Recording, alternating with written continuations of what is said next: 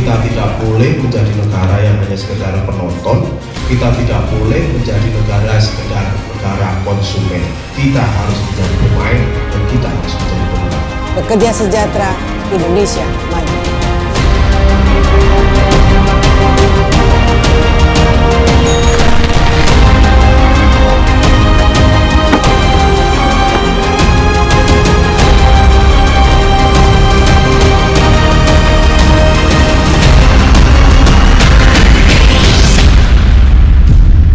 Serikat Buruh Muslimin Indonesia atau Sarbumusi yang berdiri pada tanggal 27 September 1955 di pabrik gula Tulangan Sidoarjo, Jawa Timur, mempunyai riwayat sejarah yang panjang.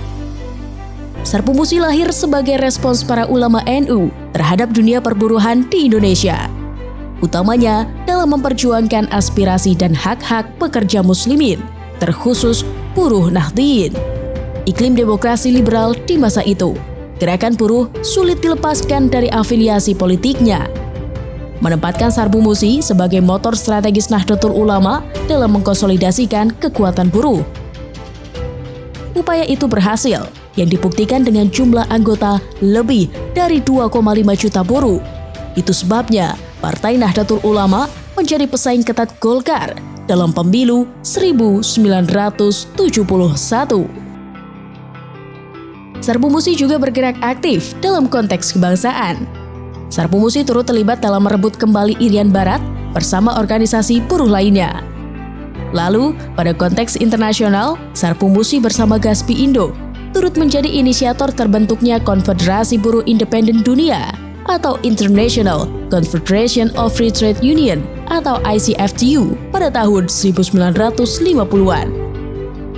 Wadah organisasi buruh yang dibentuk untuk merespons segregasi gerakan buruh dunia yang terbelah secara ekstrim semasa Perang Dingin. Pada tahun 2006, ICFTU bersama dengan The World Confederation of Labour atau WCL melebur dan bertransformasi membentuk International Trade Union Confederation atau ITUC.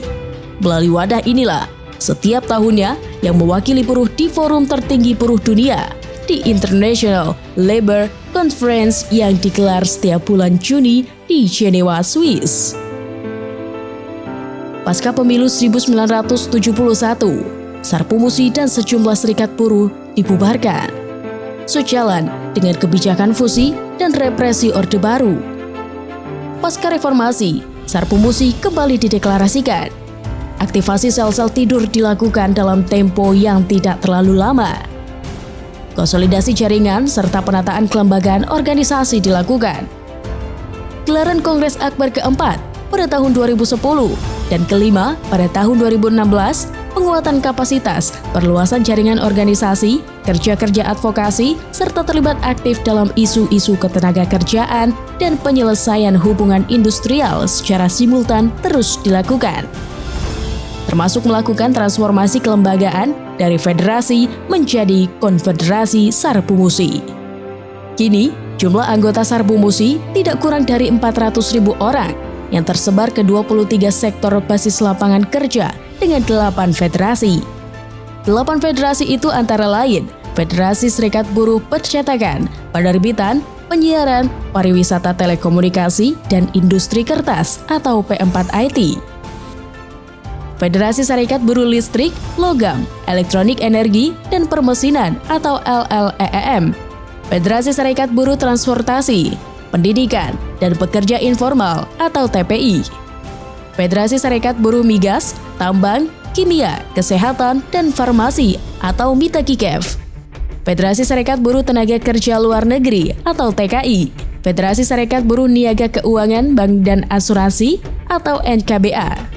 Federasi Serikat Buruh Pertanian, Perkebunan, Perikanan, Peternakan, dan Kehutanan atau P4K, dan Federasi Serikat Buruh Rokok, Tembakau, Makanan, Minuman, Garmen, dan Tekstil atau RTMM Gartek.